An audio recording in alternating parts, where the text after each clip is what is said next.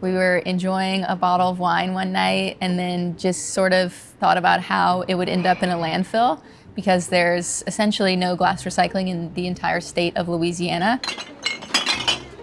And we decided to take action that night and do something about that issue. In February 2020, the pair founded Glass Half Full.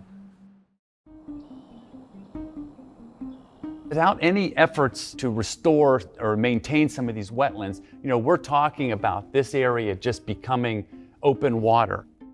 Home to 2 million people, Louisiana's coast supplies the nation with a quarter of its seafood and exports more than $120 billion in goods and services to the rest of the United States.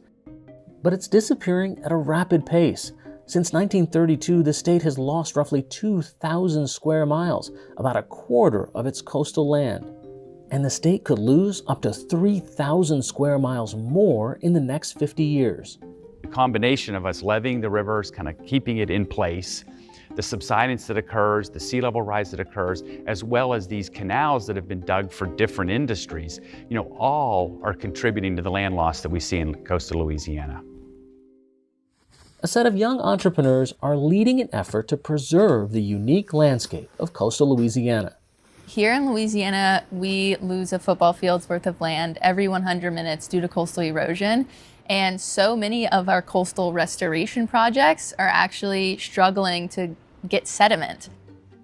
Francisca Troutman was a senior at Tulane University when she and her classmate Max Stites stumbled upon a solution to this problem while pondering a different one altogether. Glass Half Full recycles glass from around New Orleans. We convert that glass into sand and gravel, and then we use it for coastal restoration, disaster relief, construction, and a bunch of other things. Starting this as a young person in college was definitely not the easiest, and so there's just been so many things that we've learned along the way, and I think that's something about Gen Z is that we're sort of able to adapt and Google literally whatever we need to know. We Googled like glass to sand machine, and that's how this all started. So we are looking at our glass processing system. Once the glass is in the mountain, it's loaded into the hopper of our machine here. And then it travels up the conveyor belt where it's crushed by a hammer mill system. And then all of the things that are glass, so the sand and the gravel, will travel up this conveyor belt and go into a shaker vibratory screener and be separated by size. This crushing system creates sizes of sand ranging from very fine sand up to a gravel, and each size of sand or gravel has a different use. So this is the coarse sand that we make, and this is the exact size that we use for coastal restoration.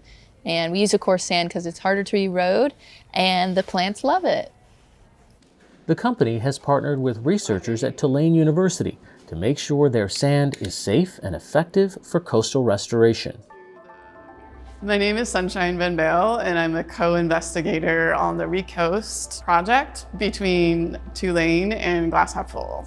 Recoast was one of 6 teams that received a grant from the National Science Foundation to work on ocean-related challenges. A big part of our goal is to test whether or not the crushed glass is safe for the ecosystem. My part in particular is looking at vegetation for marshes and swamps. The darker sand is dredged material from the Mississippi River. The pale green color is crushed recycled glass.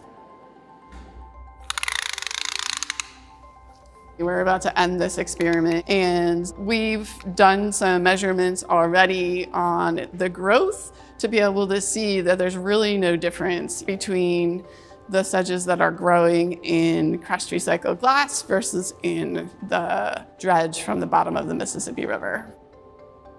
Other parts of the ecological testing team have found that the crushed recycled glass is safe for animals. It's been used safely with some fish species, with oysters, with barnacles. The recycled glass has also shown promising results outside of the lab. We've been partnered with the Pointe-au-Chien tribe for a couple of years now, working really closely with them on how we can use recycled glass sand to improve coastal restoration projects on their land. They're truly on the forefront of coastal erosion and climate change. Coastal erosion in the Pointe-au-Chien area has a long history. So what we're looking at is a representation or a rendering of how the Mississippi River formed south central, southeast Louisiana coast over the last 10,000 years. Each of these kind of white blobs represents a period of time, roughly 1,500 to 2,000 years, where the Mississippi River was moving down through that area. So the Pointe-au-Chien area in here, was built over the last several thousand years because the Mississippi River, its distributaries, were delivering water and sediment and nutrients here. But now that the Mississippi River is in this path, it's levied off. These distributaries have been cut off from getting the river water, the sediment, and the nutrients that historically came down to maintain these areas. The Pointe-au-Chien and surrounding communities are really under a lot of stress. But there are other factors leading to coastal erosion in communities like Pointe-au-Chien, including canals built by the fossil fuel industry. So really any straight line you see on that map, right, is man-made. They dredged canals for timber or for oil and gas, access to oil and gas pipelines or infrastructure. And those canals, have exacerbated a lot of the land loss that we're seeing because they allow for the Gulf of Mexico water, higher salinity, water to get further inland and shock the system. Glass Half Full's restoration work often directly targets these canals. So in a lot of cases, we're working on cutting off these canals by utilizing biodegradable sandbags made of burlap. And so literally blocking that water and then planting plants behind that wall so that they're protected from that moving water and able to take root and grow where otherwise they wouldn't be able to because there's so much water moving through that area. And the team has similar plans for a canal that threatens an important cultural site for the Pointe-au-Chien tribe. We're now planning a much larger project with the Pointe-au-Chien tribe to close in a canal that was cut that is now allowing water to rush through that canal straight into their burial mounds. And so that's a really important location for them to protect, and now it's just being eroded by this running water. And so we're working with them on how we can stop that running water and close in that canal so that their burial mounds are protected. Climate change, primarily caused by burning fossil fuels, is another important factor in Louisiana's coastal land loss. So we do have the Gulf of Mexico rising, but we also have to deal with subsidence, which is the sinking of the land. So when we think about, the combination of the subsidence and the sea level rise, the problem we're facing going into the future is that we're still going to have subsidence occurring, but the rate at which the sea level rise, the Gulf of Mexico is going to go up every year, is going to be increasing with climate change. Turning discarded glass into habitat-friendly sand is one promising approach, but the challenge of slowing or halting Louisiana land loss is vast.